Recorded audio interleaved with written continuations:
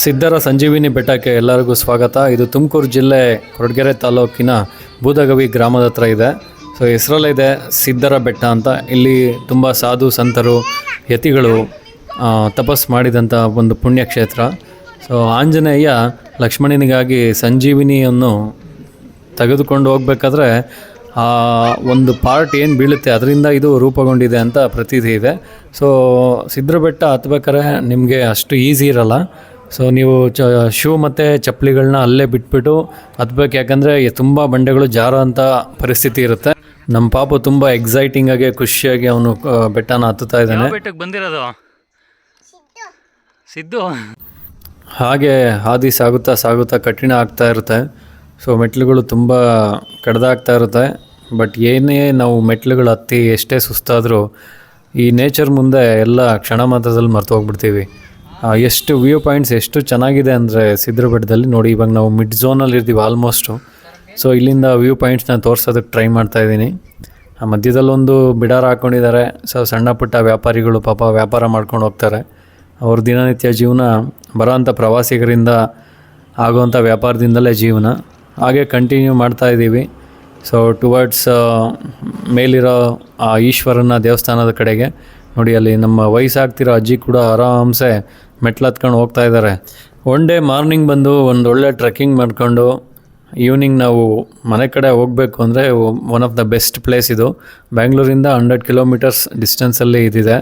So ಇಲ್ಲಿಗೆ ಬಂದು ಈ ಸಿದ್ಧರ ಬೆಟ್ಟನ ಟ್ರೆಕ್ಕಿಂಗ್ ಮುಗಿಸಿ ಮೇಲ್ಗಡೆ ಇರೋಂಥ ಈಶ್ವರನ ಆಶೀರ್ವಾದ ಪಡ್ಕೊಂಡು ಆ್ಯಂಡ್ ಹಂಗೆ ಪೀಕ್ ಪಾಯಿಂಟಿಗೆ ಹೋದರೆ ನಾವು ಅಲ್ಲಿ ನಮಗೆ ಅಳಸಂದೆ ಕೆರೆ ಮತ್ತು ಕೆಲವು ದೋಣಿಗಳು ಸಿಗುತ್ತೆ, ನೀರಿರೋಂಥ ಪ್ಲೇಸ್ಗಳು.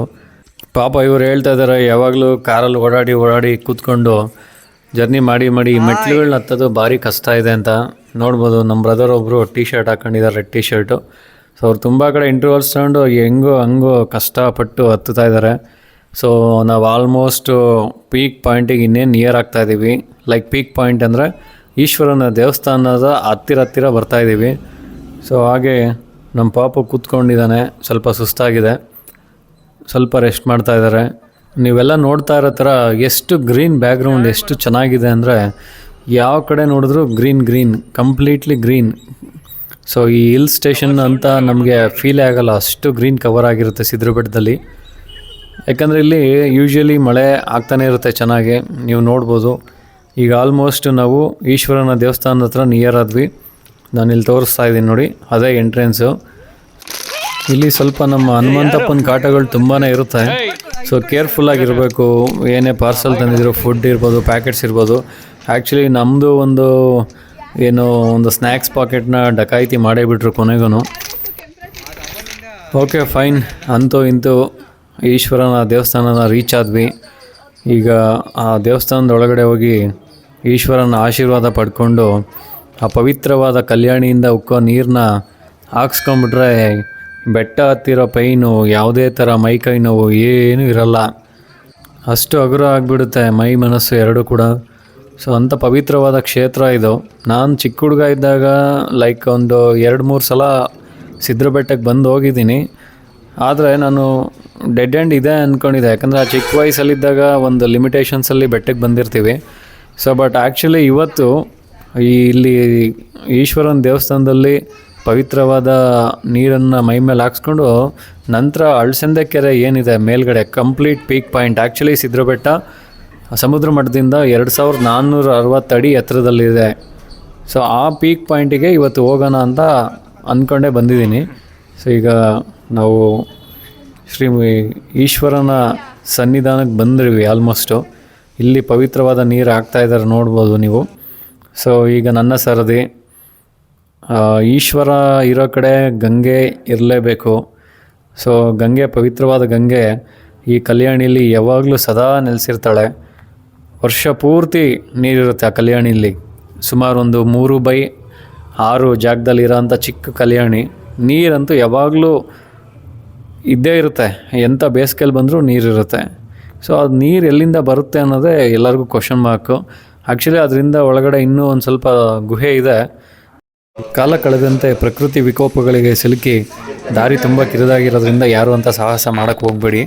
ಸೊ ಈಶ್ವರನ ಅನುಗ್ರಹ ಸಿಕ್ಕಿದ ಮೇಲೆ ಹಾಗೆ ಕ್ಯಾಮ್ರಾಗೊಂದು ಫೋಸ್ ಕೊಟ್ಟು ಇನ್ನೂ ಎನರ್ಜಿಯಿಂದ ಪೀಕ್ ಪಾಯಿಂಟ್ ಕಡೆ ಹೆಜ್ಜೆ ಹಾಕೋಕ್ಕೆ ಸ್ಟಾರ್ಟ್ ಮಾಡಿದ್ದೀವಿ. ಸೊ ಇಲ್ಲಿ ಹೋಗ್ತಾ ಹೋಗ್ತಾ ಎಷ್ಟು ಹುಷಾರಾಗಿರಬೇಕು ಅಂದರೆ ನಿಮಗೆ ಕಂಪ್ಲೀಟ್ಲಿ ಎಲ್ಲ ಬಂಡೆಗಳೇ ಇರುತ್ತೆ, ದೊಡ್ಡ ದೊಡ್ಡ ಬಂಡೆಗಳು ಆ್ಯಂಡ್ ಸ್ಲಿಪ್ಪರಿ ಕೂಡ ಇರುತ್ತೆ. ತುಂಬ ಮಳೆ ಆಗ್ತಾ ಇರೋದ್ರಿಂದ ಕೇರ್ಫುಲ್ಲಾಗಿ ಹೋಗಬೇಕು. ಆ್ಯಂಡ್ ವೆದರ್ ಕೂಡ ಇವತ್ತು ಆ್ಯಕ್ಚುಲಿ ತುಂಬ ಚೆನ್ನಾಗಿದೆ.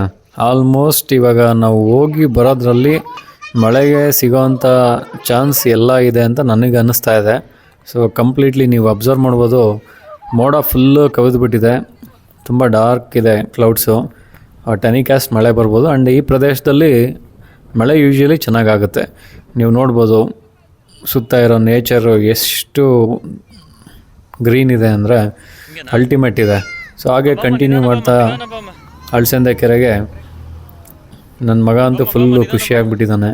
ಅವನ ಎಕ್ಸೈಟ್ಮೆಂಟ್ಗೆ ಏನಂತಾರೆ ಲಿಮಿಟೇ ಇಲ್ಲ, ಅಷ್ಟು ಖುಷಿಯಾಗಿಬಿಟ್ಟಿದ್ದಾನೆ. ಆ್ಯಂಡ್ ನಮ್ಮ ಹುಡುಗ ಕೂಡ ಅವ್ನು ಫುಲ್ಲು ಹೆಂಗೆ ಅಂದರೆ ಈ ಜೈಲಿಂದ ಕರ್ಕೊಬಂದು ಆಚೆ ಬಿಟ್ಟಾಗ ಹೆಂಗೆ ಓಡೋಗ್ತಾರೋ ಹಂಗೆ ನುಗ್ತಾ ಇದ್ದಾನೆ ಸುಮ್ಮನೆ ಒಂದೇ ಸಮನೆ. ಅಷ್ಟು ಖುಷಿಯಾಗಿಬಿಟ್ಟಿದೆ ಅವ್ನಿಗೆ ಇವತ್ತು. ಆ್ಯಂಡ್ ಮೋರೆವರ್ ಈ ಪ್ಲೇಸ್ ಬಂದು ಟ್ರೆಕ್ಕಿಂಗ್ ಮಾಡೋ ಎಲ್ಲರ ಮನಸ್ಸಲ್ಲೂ ಆ್ಯಕ್ಚುಲಿ ಎಕ್ಸೈಟ್ಮೆಂಟು ಖುಷಿ ಎಲ್ಲ ಆಟೋಮೆಟಿಕಲಿ ಬಂದ್ಬಿಡುತ್ತೆ. ಆ್ಯಂಡ್ ಮನಸ್ಸಲ್ಲಿರೋಂಥ ಯಾವುದೇ ಪ್ರೆಷರ್ ಸಮೇತ ಇಲ್ಲಿ ಎಕ್ಸ್ಪ್ಲೋರ್ ಆಗೋಲ್ಲ. ಯಾಕಂದರೆ ಟ್ರೆಕ್ಕಿಂಗ್ ವ್ಯೂಸ್ ಏನಿದೆ, ವ್ಯೂಸ್ ಮತ್ತು ಆ ವೇ ಏನಿದೆ, ದಾರಿ, ನಾವು ಹೋಗೋವಂಥ ದಾರಿ, it completely filled with lush green ಅಂತ ಹೇಳ್ಬೋದು. ಆ್ಯಂಡ್ ಮನುಷ್ಯರು ಹೋಗೋಕ್ಕಾಗದೇ ಇರೋ ಜಾಗಗಳೆಲ್ಲ ಹಿಂಗೆ ಇರುತ್ತೆ, ತುಂಬ ಚೆನ್ನಾಗಿರುತ್ತೆ. ಮನುಷ್ಯ ಎಲ್ಲಿ ಹೋಗ್ಬಿಡ್ತಾನೋ ಅಷ್ಟು ಈಸಿಯಾಗಿ ಆ ಜಾಗಗಳೆಲ್ಲ ಬೇಗ ಗಲೀಜಾಗ್ಬಿಡ್ತವೆ. ನಾನು ಫಸ್ಟ್ ಟೈಮು ಪೀಕ್ ಪಾಯಿಂಟಿಗೆ ಹೋಗ್ತಾ ಇರೋದು. ಟು ಬಿ ಫ್ರ್ಯಾಂಕ್ ಹೇಳಬೇಕು ಅಂದರೆ ಇಷ್ಟೊಂದು ಎಕ್ಸೈಟಿಂಗ್ ಆಗಿರುತ್ತೆ ಅಂತ ಅಂದ್ಕೊಂಡಿರಲಿಲ್ಲ. ಈ ಪ್ಲೇಸಲ್ಲಿ ಮುಂದಕ್ಕೆ ಹೋಗ್ತಾ ಹೋಗ್ತಾ ಹೋಗ್ತಾ ಲೈಕ್ ಎಷ್ಟು ಟ್ರೆಕ್ಕಿಂಗ್ ಎಷ್ಟು ಕಂಪ್ರೆಸ್ಡ್ ಆಗಿದೆ ಅಂದರೆ ಸೊ ತುಂಬ ಕೇರ್ಫುಲ್ಲಾಗಿರಬೇಕು. ನೋಡಿರಿ, ಆ ದಾರಿ ಕಾಲು ದಾರಿ ಥರ ಇದೆ ಅಷ್ಟೇ. ಸೊ ಇನ್ನು ಅಕ್ಕಪಕ್ಕ ಕಂಪ್ಲೀಟ್ಲಿ ಗ್ರೀನ್ ಇದೆ. ಅದು ಬಿಟ್ಟರೆ ಬೇರೆ ಏನು ನಿಮಗೆ ಕಾಣೋಕ್ಕೆ ಸಿಗೋದೇ ಇಲ್ಲ, ಅಷ್ಟು ಗ್ರೀನ್ ಇದೆ. ಸೊ ಸಿದ್ಧರ ಸಂಜೀವಿನಿ ಬೆಟ್ಟ ಅಂತ ನಾವೇನು ಕೇಳಿದ್ವಿ ಅಂದರೆ ಇಲ್ಲಿ ಸಾವಿರಾರು ಗಿಡಮೂಲಿಕೆಗಳು, ಸಾವಿರಾರು ಆ ಲೆಕ್ಕಕ್ಕೆ ಇಲ್ಲ, ಅಷ್ಟು ಗಿಡಮೂಲಿಕೆಗಳು ಈ ಬೆಟ್ಟದಲ್ಲಿ ಸಿಗುತ್ತೆ ಅನ್ನೋ ಒಂದು ನಂಬಿಕೆಯೂ ಇದೆ. ಆ್ಯಂಡ್ ಇದಕ್ಕೆ ಹಿಸ್ಟಾರಿಕಲ್ ಪ್ರತೀತಿನೂ ಇದೆ. ಏನಂದರೆ ಸಾಕ್ಷಾತ್ ಹನುಮಾನ್ ಲಕ್ಷ್ಮಣನಿಗೋಸ್ಕರ ಸಂಜೀವಿನಿ ಬೆಟ್ಟ ಎತ್ಕೊಂಡು ಹೋಗ್ಬೇಕಾರೆ ಆ ಒಂದು ಸಂಜೀವಿನಿ ಬೆಟ್ಟದ ಒಂದು ತುಣುಕು ಇಲ್ಲಿ ಬಿದ್ದು ಈ ಸಿದ್ಧರ ಬೆಟ್ಟ ಆಗಿ ರೂಪುಗೊಂಡಿರೋದು ಅಂತ ಪ್ರತೀತಿ ಇದೆ. ಸೊ ನೋಡಿ ಎಷ್ಟು ಗ್ರೀನ್, ಲಶ್ ಗ್ರೀನ್ ಇದೆ ಅಂತ ನಿಮಗೆ ಸುಮ್ಮನೆ ಒಂದು ತೋರಿಸೋ ಅಂತ ಪ್ರಯತ್ನ ಮಾಡಿದ್ದೀನಿ. ಸೊ ಅಲ್ಟಿಮೇಟ್ ಜರ್ನಿ ಹಾಗೆ ಕಂಟಿನ್ಯೂ ಆಗ್ತಾ ಇದೆ ಟುವರ್ಡ್ಸ್ ಪೀಕ್ ಪಾಯಿಂಟ್ ಕಡೆ. ನೋಡಿ ಎಷ್ಟು ಬ್ಯೂಟಿಫುಲ್ಲಾಗಿದೆ. ಟೈಮ್ ಹೋಗ್ತಾ ಇರೋದೇ ಗೊತ್ತಾಗ್ತಾ ಇಲ್ಲ, ಅಷ್ಟು ಮನಸ್ಸಿಗೆ ಮುದ ಕೊಡ್ತಾ ಇದೆ. ಅಷ್ಟು ಗ್ರೀನ್ ಇರ್ಬೋದು, ಮತ್ತು ಆ ದಾರಿ ಅಂದರೆ ಲೈಕ್ ನ್ಯಾಚುರಲಾಗಿ ಆಗಿರೋವಂಥ ದಾರಿ ಇರ್ಬೋದು, ಯಾವುದೇ ಥರ ಮ್ಯಾನ್ ಮೇಡ್ ಅಲ್ಲ, ಇದು ನ್ಯಾಚುರಲಾಗಿ ಕ್ರಿಯೇಟ್ ಆಗಿರೋಂಥ ದಾರಿ. ಆ್ಯಂಡ್ ಪಾಚಿ ನೋಡ್ಬೋದು ಎಷ್ಟು ಮಳೆ ಬೀಳ್ತಾ ಇದೆ ಅನ್ನೋದಕ್ಕೆ ಒಂದು ಉದಾಹರಣೆ. ಟ್ರೆಕ್ಕಿಂಗ್ ಮಾಡೋಕ್ಕೆ ಮಾತ್ರ ಸೂಪರಾಗಿದೆ ಪ್ಲೇಸು. ನೀವು ನೋಡ್ತಾ ಇದ್ದೀರಾ ವಿಡಿಯೋದಲ್ಲಿ, full of greenery and hectic places. ನೋಡಿ, ಮಳೆ ಜಾಸ್ತಿ ಬೀಳುತ್ತೆ ಅನ್ನೋದಕ್ಕೆ ಒಂದು ಅದ್ಭುತವಾದ ಸಾಕ್ಷಿ. ನೋಡಿರಿ, ಆ ಬಂಡೆ ಕಲ್ಲುಗಳ ಮೇಲೆ ಪಾಚಿ ಹೆಂಗೆ ಕಟ್ಟಿದೆ ಅಂದರೆ, ಆ್ಯಂಡ್ ಅದು ನೋಡೋದಕ್ಕೆ ತುಂಬ ಖುಷಿಯಾಗುತ್ತೆ. ಸೊ ನ್ಯಾಚುರಲ್ಲಾಗಿ ಅದು ಬಿಲ್ಡ್ ಆಗಿರುತ್ತೆ ಮಳೆ ಜಾಸ್ತಿ ಆಗಿ ಆಗಿ ಆಗಿ. ಆ್ಯಂಡ್ ನಾವು ಇನ್ನೇನು ತುಂಬ ಹತ್ರಕ್ಕೆ ಬಂದ್ವಿ, ಆಲ್ಮೋಸ್ಟ್ ಟುವರ್ಡ್ಸ್ ಪೀಕ್ ಪಾಯಿಂಟ್, ಸಿದ್ಧರ ಬೆಟ್ಟದ ಪೀಕ್ ಪಾಯಿಂಟಿಗೆ ಇನ್ನೇನು ತುಂಬ ಹತ್ರದಲ್ಲಿ ಇದ್ದೀವಿ. ಸೊ ವಿಡಿಯೋದಲ್ಲಿ ನಾವು ಕಂಪ್ಲೀಟಾಗಿ ವಿಡಿಯೋ ತೋರ್ಸೋಕ್ಕಾಗಿಲ್ಲ. ಸೊ ಎಲ್ಲ ಒಂದು ಕ್ರಾಪ್ ಮಾಡಿ ಇಟ್ಟಿರೋದ್ರಿಂದ ನಿಮಗೆ ಅಷ್ಟು ಈಸಿ ಅನಿಸ್ಬೋದು. ಬಟ್ ಯೂಶ್ವಲಿ ನಿಮಗೆ ನ್ಯಾಚುರಲಾಗಿ ನೀವು ಟ್ರೆಕ್ಕಿಂಗ್ ಸ್ಟಾರ್ಟ್ ಮಾಡಿದ್ರೆ ಆಲ್ಮೋಸ್ಟ್ ನಿಮಗೆ ಒಂದು 1.5 hour ಬೇಕಾಗಬಹುದು ನನ್ನ ಅನಿಸಿಕೆ ಪೀಕ್ ಪಾಯಿಂಟಿಗೆ ಬರೋದಕ್ಕೆ. ಸೊ 1.5 hour ಬೇಕು ಅಲ್ಟಿಮೇಟ್ಲಿ. ಅದಕ್ಕಿಂತ ತುಂಬ ಫಾಸ್ಟಾಗೆ ಬರೋಂಥವ್ರು ಇದ್ದಾರೆ, ಬಟ್ ಕ್ವೈಟ್ ನ್ಯಾಚುರಲ್. ಟಯರ್ಡ್ ಆಗುತ್ತೆ, ಅಷ್ಟು ಈಸಿ ಅಲ್ಲ ಟ್ರೆಕ್ಕಿಂಗ್ ಮಾಡೋದು. ಅದರಲ್ಲೂ ಕಂಪ್ಲೀಟ್ಲಿ ಇದೇನೆಂದರೆ ಸ್ಟೋನ್ ಹಿಲ್ ಇದು. ಆ ಬಂಡೆ ಮೇಲೆ ಕೊರೆದಿರೋಂಥ ಮೆಟ್ಲುಗಳಿರ್ಬೋದು, ಎಲ್ಲನೂ ನಾವು ಕ್ಲಿಯರ್ ಮಾಡ್ಕೊಂಬರ್ಬೇಕು ಅಂದರೆ it takes time. So finally we reached peak point of Siddara Betta. And ultimately it is called as a Sanjeevini Betta. ನೋಡಿರಿ, ಇದು ಕಂಪ್ಲೀಟ್ ಬಂಡೆ ಇದೆ. ಇದೇ ಪೀಕ್ ಪಾಯಿಂಟು 2460 ಅಡಿ ಮೇಲಿದೆ ಸಮುದ್ರ ಮಟ್ಟದಿಂದ. ಇದು ಕಂಪ್ಲೀಟ್ ಒಳ್ಳೆ ಹೆಂಗಿದೆ ಅಂದರೆ ಬಂಡೆ ಒಂದು 10 ಫುಟ್ಬಾಲ್ ಸ್ಟೇಡಿಯಮ್ನ ಹಾಕ್ಬೋದು, ಅಷ್ಟು ವೈಡಾಗಿದೆ ಬಂಡೆ, ಸ್ಪೇಷಿಯಸ್ ಆಗಿದೆ. ಆ್ಯಂಡ್ ಇಲ್ಲಿ ನಾವು ಇವಾಗ ಬರ್ತಿಲ್ಲಂಗೆ ಕ್ಲೌಡ್ಸ್ ನೋಡ್ಬೋದು, ತುಂಬ ಬ್ಯೂಟಿಫುಲ್ ಕ್ಲೌಡ್ಸ್ ಇದೆ. ನಮಗೆ ಇಲ್ಲಿ ಸ್ಟಾರ್ಟಿಂಗಲ್ಲಿ ಏನು ಕಾಣಿಸ್ತು ಅಂದರೆ ತುಂಬ ಇಲ್ಲಿ ಲೈಕ್ ಸಣ್ಣ ಸಣ್ಣ ಚಿಕ್ಕ ಚಿಕ್ಕ ಅಂತ ಒಂದು ದೇವಸ್ಥಾನಗಳು ಅಥವಾ ಕೋಟೆಗಳು ಏನೋ ಗೊತ್ತಿಲ್ಲ ನನಗೆ. ಒಂದು 4-5 ಇದ್ದಾವೆ. ಆ್ಯಂಡ್ ಹಿಂಗೆ ಮುಂದೆ ತೋರಿಸ್ತೀನಿ ಇಲ್ಲಿ ಹೋಗ್ತಾ ಹೋಗ್ತಾ. ಒಂದು ಕಂಪ್ಲೀಟ್ಲಿ ಒಂದು ಕೋಟೆ ಇದೆ. ಮೇ ಬಿ ಕೆಲವು ರಾಜರ ಆಳ್ವಿಕೆಯಲ್ಲಿ ಇದ್ದಂಥ ಪ್ಲೇಸ್ ಅನಿಸುತ್ತಿದ್ದು. ಆ ಕೋಟೆ ಕಂಪ್ಲೀಟ್ಲಿ ಏನು ಕಾಣಿಸಲ್ಲ, ವೈಪ್ ಆಫ್ ಆಗಿಬಿಟ್ಟಿದೆ. ನೋಡಿರಿ ನೀವು, ಅಲ್ಲಲ್ಲಿ ಒಂದು 4-5 ಸಣ್ಣ ಸಣ್ಣ ಗುಡಿಗಳು ಅಂತ ಅನಿಸುತ್ತೆ. ಬಟ್ ಏನಿದು ಅಂತ ನನಗೆ ಗೊತ್ತಿಲ್ಲ. ಸೊ ಇದರಲ್ಲಿ ಮಾತ್ರ ಬಸವಣ್ಣ ಇದ್ದಾನೆ ಆ್ಯಂಡ್ ಉದ್ಭವ ಲಿಂಗ ಇದೆ. ಸೊ ಇದು ದೇವಸ್ಥಾನ ಅಂತ ಕನ್ಫರ್ಮ್ ಆಯಿತು. ಇದೇ ಥರ ಒಂದು 4-5 ಇದ್ದಾವೆ ನೋಡಿ, ಎಷ್ಟು ಕಿರಿದಾಗಿದೆ ಎಂಟ್ರೆನ್ಸು. ಅದರ ಅರ್ಥ ತಲೆಬಾಗಿಗೆ ಒಳಗಡೆ ಹೋಗಬೇಕು ಅಂತ ಭಯಭಕ್ತಿಯಿಂದ. ಆ್ಯಂಡ್ ಇಲ್ಲಿ ನಾವು ಎಷ್ಟು ದೂರ ನೋಡಿದ್ವೋ ಅಷ್ಟು ದೂರನೂ ಎಲ್ಲ ಕಲ್ಲುಗಳನ್ನ ಜೋಡಿಸಿ ಹೋಗಿದ್ದಾರೆ. ಮೇ ಬಿ ಅದು ಲಿಂಗದ ಪ್ರತೀಕನೇ ಇರ್ಬೋದು, ಅವ್ರ ಮನಸ್ಸಲ್ಲಿ ಏನಾದರೂ ಅಂದ್ಕೊಂಡು ಆ ಥರ ಏನೋ ಮಾಡಿರ್ಬೋದು ಅಂತ ನನಗನ್ನಿಸ್ತಾ ಇದೆ. ಗ್ರೀನ್ ಬಗ್ಗೆ ಹೇಳೋಂಗೆ ಇಲ್ಲ. ಈ ಒಂದು ಕೋಟೆ ಏನು ಕಂಪ್ಲೀಟ್ಲಿ ನೆಲಸಮ ಆಗಿದೆ, ಆ ಕೋಟೆ ಯಾವ ಥರ ಡಿಸೈನ್ ಇತ್ತು ಅದೇ ಶೇಪಲ್ಲಿ ಕಂಪ್ಲೀಟ್ಲಿ ಗ್ರೀನ್ ಬಿಲ್ಡ್ ಆಗಿದೆ.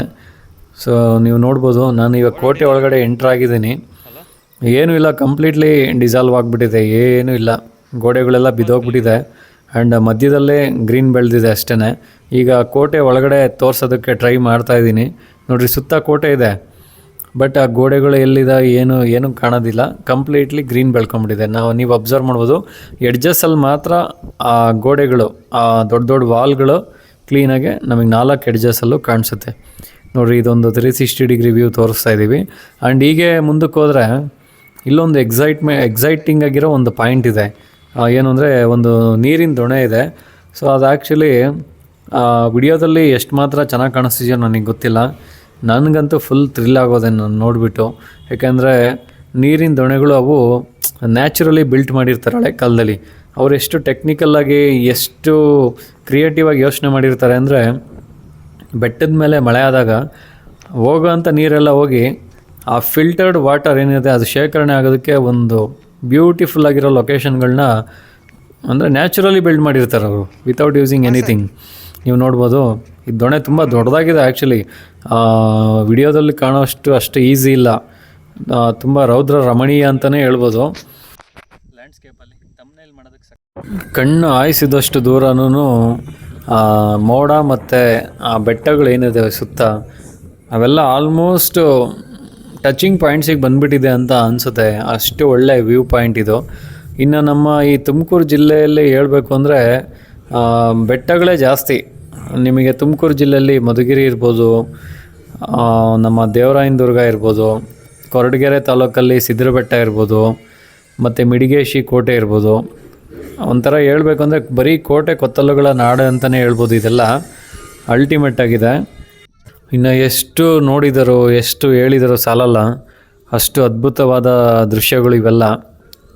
ಆ್ಯಂಡ್ ಎಲ್ಲರಿಗೂ ನಾನು ಸಜೆಸ್ಟ್ ಮಾಡೋದೇನು ಅಂದರೆ, ಆದಷ್ಟು ಬೆಂಗಳೂರಿಂದ ಬರೋ ಅಂಥವ್ರು ಆದಷ್ಟು ಅರ್ಲಿ ಮಾರ್ನಿಂಗ್ ಬಂದು ಟ್ರೆಕ್ಕಿಂಗ್ ಮುಗಿಸ್ಕೊಂಡು ಈ ಪ್ಲೇಸ್ಗಳನ್ನೆಲ್ಲ ವಿಸಿಟ್ ಮಾಡಬೇಕು. ಆ್ಯಂಡ್ ಇವೆಲ್ಲ ಹಿಸ್ಟಾರಿಕಲ್ ಪ್ಲೇಸಸ್, ರಾಜರು ಆಳ್ವಿಕೆ ಮಾಡಿರುವಂಥ ಪ್ಲೇಸಸ್ಗಳು ಇವೆಲ್ಲ. ಕಣ್ಣಿಗೆ ನಿಜವಾಗ್ಲೂ ಕಾಣುವಂಥ ಹನುಮಾನ್ ಟೀಮ್ ಇಲ್ಲಿದೆ. ಸೊ ಅವ್ರಿಗೆ ನಮಸ್ಕರಿಸ್ಕೊಂಡು ನಮ್ಮ ಟ್ರೆಕ್ಕಿಂಗ್ನ ಇಲ್ಲಿಗೆ ಕಂಪ್ಲೀಟ್ ಮಾಡಿಕೊಂಡು ವಾಪಸ್ ಇಳಿತಾ ಇದ್ದೀವಿ. ಸೊ ಬೆಟ್ಟ ಹತ್ತದ ಮೇಲೆ ರಿಟರ್ನ್ ಇಳಿಬೇಕಾದ್ರೆ ಕಂಪ್ಲೀಟ್ಲಿ ಬ್ರೇಕ್ ಫೇಲ್ಯೂರ್ ಆಗಿಬಿಡುತ್ತೆ. ಹೆಂಗೆ ಅಂದರೆ ನಮ್ಮ ಕಾಲುಗಳು ನಮ್ಮ ಕಂಟ್ರೋಲಲ್ಲೇ ಇರೋಲ್ಲ. ಇವತ್ತು ತುಂಬ ಅನ್ಪ್ಲ್ಯಾನ್ಡಾಗಿ ಬಂದೆ ನಾನು ಸಿದ್ರಬೆಟ್ಟಕ್ಕೆ. ವ್ಲಾಗ್ ಮಾಡಬೇಕು ಅನ್ನೋ ಕಾನ್ಸೆಪ್ಟು ಇರಲಿಲ್ಲ, ಯಾಕಂದರೆ ಬೆಟ್ಟ ಹತ್ತೋದು ಅಷ್ಟು ಈಸಿ ಇರೋಲ್ಲ. ಸೊ ಬೆಟ್ಟ ಹತ್ಕೊಂಡು ಎಂಥದ್ದು ವ್ಲಾಗ್ ಮಾಡೋದು ಭಾರಿ ಕಷ್ಟ ಆಗುತ್ತೆ ಅಂದ್ಕೊಂಡು ಬಂದೆ. ಬಟ್ ಇಲ್ಲಿಗೆ ಬಂದಮೇಲೆ ಈ ನೇಚರೆಲ್ಲ ನೋಡಿ, ಆ ವ್ಯೂ ಪಾಯಿಂಟ್ಸ್ ನೋಡಿ, ಮತ್ತು ಆ ಟ್ರೆಕ್ಕಿಂಗ್ ಮಾಡಬೇಕಾಗಿರೋಂಥ ದಾರಿಗಳು ನೋಡಿ ವಿಡಿಯೋ ಮಾಡ್ದಂಗೆ ಇರೋಕ್ಕಾಗಲಿಲ್ಲ, ಮನಸ್ಸು ಒಪ್ಪಲಿಲ್ಲ.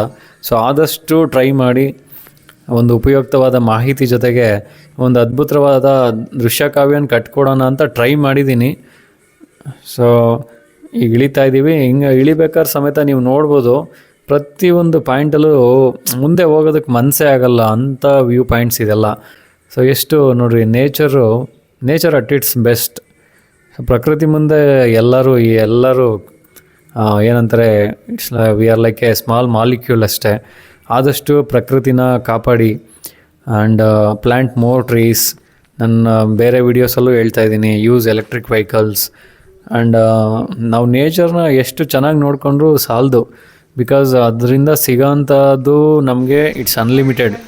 ನಾವು ರಿಟರ್ನ್ ಏನು ಕೊಡ್ತೀವಿ ಅದು ತುಂಬ ಲಿಮಿಟಾಗಿ ಇದೆ, ತುಂಬ ಅಂದರೆ ತುಂಬ ಲಿಮಿಟಾಗಿದೆ. ನೋಡಿ, ಮಳೆನೂ ಸ್ಟಾರ್ಟ್ ಆಗಿಬಿಡ್ತು. ನಾನು ಆಲ್ರೆಡಿ ಹೇಳ್ದಂಗೆ ಮಳೆನೂ ಸ್ಟಾರ್ಟ್ ಆಯಿತು. ಎಂಥ ಅದೃಷ್ಟವಂತರು ಅಂದರೆ ನಾವು ಶಿವನ ಕ್ಷೇತ್ರಕ್ಕೆ ಬಂದಾಗ ಗಂಗೆ ಆಶೀರ್ವಾದನೇ ಸಿಗ್ದಂಗೆ. ಈ ದಿನ ಒಂದು ಅದ್ಭುತವಾದ ಜರ್ನಿ ಆಗಿತ್ತು ನನಗೆ. ಸಿದ್ಧರ ಬೆಟ್ಟ ಕಂಪ್ಲೀಟಾಗಿ ಹತ್ತಿ ಆ ವ್ಯೂವ್ನೆಲ್ಲ ಎಂಜಾಯ್ ಮಾಡ್ಕೊಂಡು ಬಂದಿದ್ದು. It's very happy moment for me. And ಇಲ್ಲಿಗೆ ಈ ಜರ್ನಿನ ಕ್ಲೋಸ್ ಮಾಡ್ತಾ ಇದ್ದೀವಿ. ಸೊ ತುಂಬ ಟಯರ್ಡ್ ಆಗಿರೋದ್ರಿಂದ ಕಬ್ಬಿನ ಜ್ಯೂಸ್ ಅಂಗಡಿ ಕಾಣಿಸ್ತು. ಹಾಗೆ ನ್ಯಾಚುರಲ್ ಡ್ರಿಂಕ್ ಆಲ್ವೇಸ್ ಗುಡ್. ಕಬ್ಬಿನ ಹಾಲನ್ನ ಆರ್ಡ್ರ್ ಮಾಡಿದ್ದೀವಿ.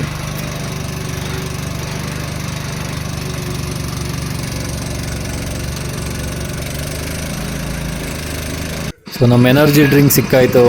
ಈಗ ಎನರ್ಜಿ ತೊಗೊಂಡು ವಿಡಿಯೋಗೆ ಫುಲ್ ಸ್ಟಾಪ್ ಇಡ್ತಾ ನಮ್ಮ ಜರ್ನಿ ಮನೆ ಕಡೆ ಸ್ಟಾರ್ಟ್ ಮಾಡಿದ್ದೀನಿ. ಸೊ ಹೀಗೆ ಸಪೋರ್ಟ್ ಮಾಡಿ, ಲೈಕ್ ಮಾಡಿ, ಶೇರ್ ಮಾಡಿ ಆ್ಯಂಡ್ ಸಬ್ಸ್ಕ್ರೈಬ್ ಮಾಡಿ. Thanks a lot.